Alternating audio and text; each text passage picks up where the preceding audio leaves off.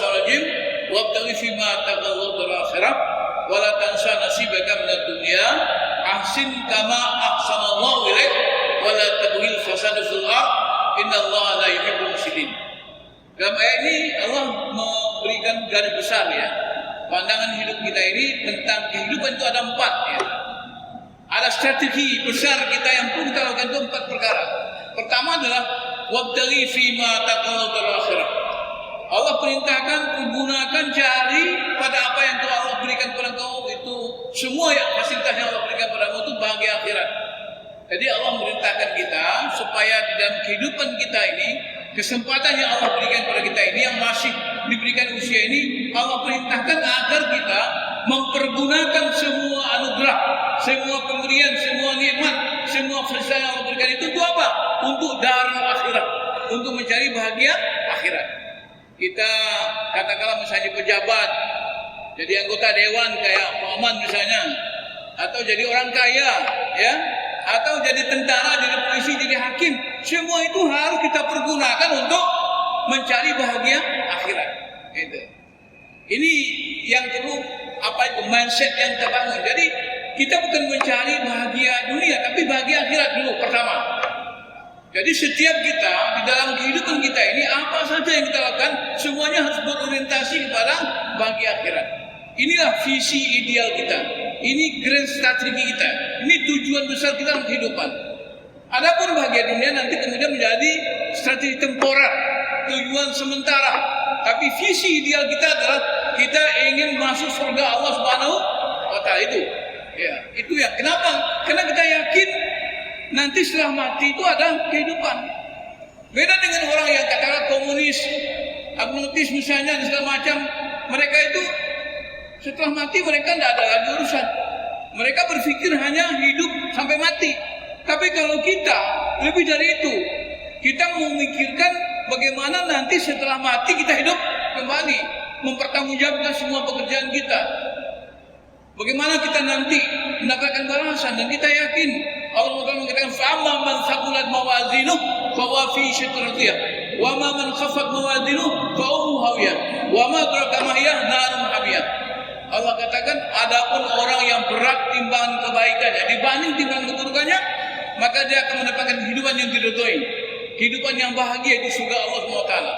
Wa man khaffat mawazinuhu, kalau ringan timbangan kebaikannya lebih ringan daripada timbangan keburukannya, banyak maksiatnya, banyak mungkaratnya, banyak kezalimannya, banyak ketidakadilannya daripada kebaikan-kebaikannya, maka saya pastikan dia akan masuk neraka Allah Subhanahu wa taala. Ini yang merupakan yang menjadi keyakinan kita.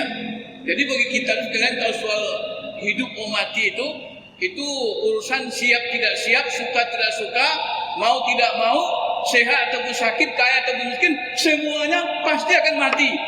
Kepastian dan mati itu ada sebuah kepastian, waktunya juga yang misterius. Ini pertama. Jadi semua kita harus meyakinkan, menjadikan bahagia akhirat dari visi ideal kita, menjadi tujuan besar kita. Satu. Dan yang kedua, wala tansa nasibaka minad dunya. Jangan engkau abaikan, jangan engkau lupakan bahagiamu di dunia. Allah SWT menciptakan kita manusia ini untuk ngurusin dunia. Jadi kalau ada orang yang benci kepada dunia, tidak suka dunia, malah mungkin berperang bahwa dunia itu hanya permainan, dunia itu hanya membuat kita menjadi durhaka, itu semua tidak benar. Allah menciptakan kita betul-betul sesungguhnya untuk dijadikan khalifah, ngurusin bumi, ngurusin dunia. Jadi kalau ada orang tidak mau ngurusin dunia, itu artinya dia mengkhianati amanah Allah Subhanahu wa taala.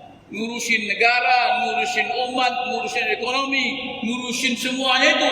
Jadi semuanya itu harus kita urusin.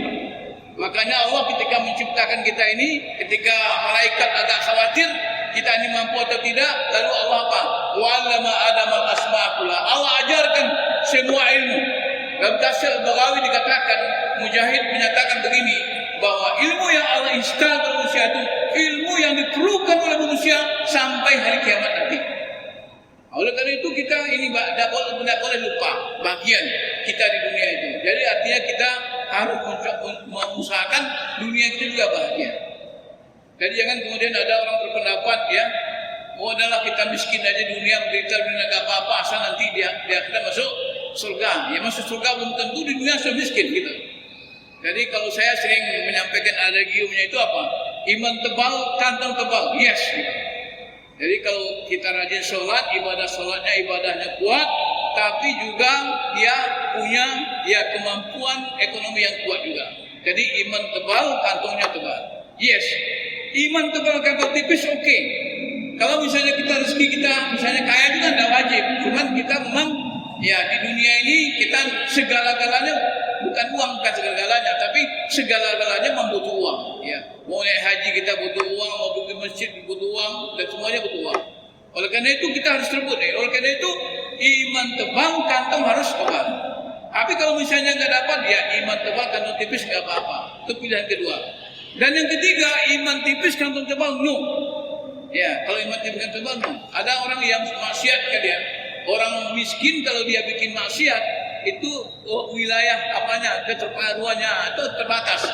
Yang akan merasakan cuma terbatas mungkin dia dan keluarganya.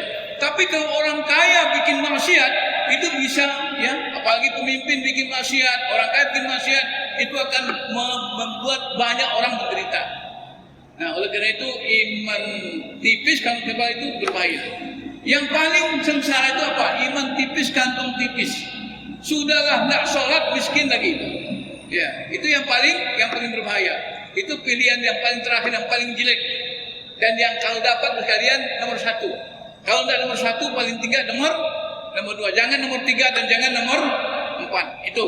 Jadi wala tansa nasibaka minad dunia. Yang ketiga, ahsin kama ahsanallahu ilaik. Berbuat baiklah karena Allah berbuat kepadamu. Kita hidup bukan untuk kita sendiri. Kesuksesan kita, keberhasilan kita itu juga didukung oleh orang lain. Kita ini manusia yang terbatas, kita membutuhkan satu lain. Itu disebut dengan simbiosis mutualisme.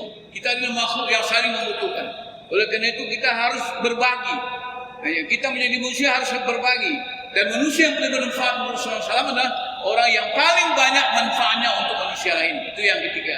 Dan yang keempat adalah wala tabghil fasad fil ardi. Jangan cari kerusakan.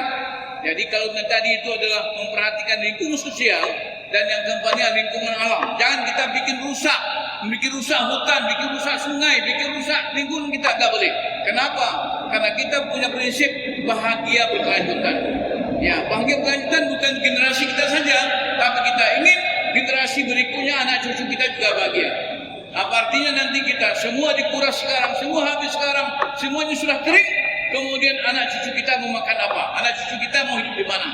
Maka oleh karena itu, ya alam ini, lingkungan ini harus kita jaga. Jadi ada 4P, paradise, surga. Yang kedua, profit, keuntungan, hidup di dunia. Yang ketiga, people, masyarakat, manusia. Yang keempat adalah planet. 4 ini harus kita jaga. Mudah-mudahan kalau terjaga 4 ini, kita akan mendapatkan kebahagiaan dan berkelanjutan. Di dunia kita bahagia, anak cucu kita bahagia. Dan di dunia kita bahagia, di akhirat kita juga bahagia.